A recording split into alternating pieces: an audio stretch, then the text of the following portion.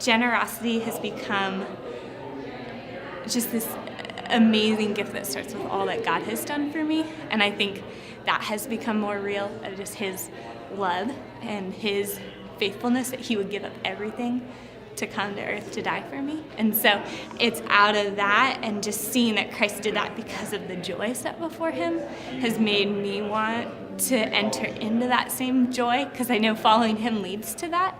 And so generosity is an adventure, and it has led us places we never thought we'd go, and yet there has been so much joy there. It has grown faith and grown trust in God, but that has been a really sweet place of learning how to follow him.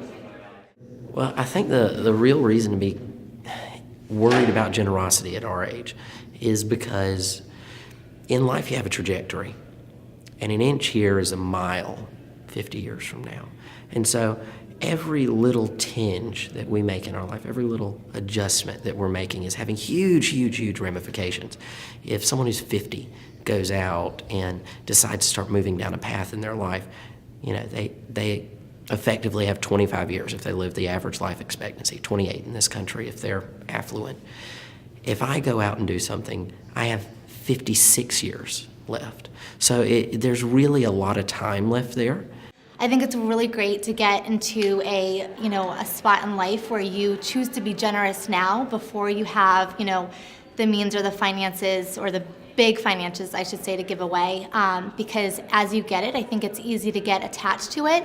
And so if you just start this, your young professional life with just the mindset that, walk in and step into generosity now, know what your plan is with the Lord, because when that time comes, it's going to be laid out before him, and you're not going to have to, fight that attachment and, so forth. So that's what I would say. So I think when I think about generosity now rather than later, I think there's always a later. And so now I think I have student loans and I have little kids, so I've got to save. And I think as soon as I take care of those problems, I'm going to be saying I have to save for their college. And as soon as I take care of that, I'm thinking about retirement or paying off my house. And so my fear is that I could go my entire life and then find that I've never been generous. And so I might as well start now. I think generosity matters now. It's characters are built over time. One of my favorite things that I've read is that when you have that big moment at the end of your life, and when you need to make that big leap of faith, there's nothing you'll find inside of you that you haven't already put in there. So every day's decisions matter. So I think it is easy to think, oh, one day when I have that big check, I'll give it all away. But I think we get to build our character of generosity just through our little daily decisions, and those decisions get bigger and bigger. Generosity matters now because it's God's way. It's God's way through us of revealing himself to the world. And so we have a great opportunity to, through our resources and through the things that we have and through our time and our spirit of the Holy Spirit, to really get into the lives of other people and then to really show them who God is through us. And so I love the story of Zacchaeus in the Bible. Whenever Jesus walks up to Zacchaeus and he says, hey, I want to come to your house. So it's not even about what Jesus has. It's not about his possessions. It's not about, hey, come, this is the money that I have, or this is what I want to give you. He just says, I want to spend time with you.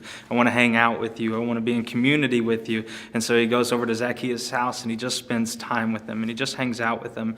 And it leads to the life change of Zacchaeus. And it really what it does is it starts a cycle of generosity. And so the generosity that Jesus gave through his Spirit led to the generosity of Zacchaeus and his money, and obviously corrected his sinful lifestyle, but was so much more generous above that. And so that's why it's important now, especially in our generation, is we have that power through the Holy Spirit in our lives to generously give to other people the love of God, which can produce a radical life change in their personal lives.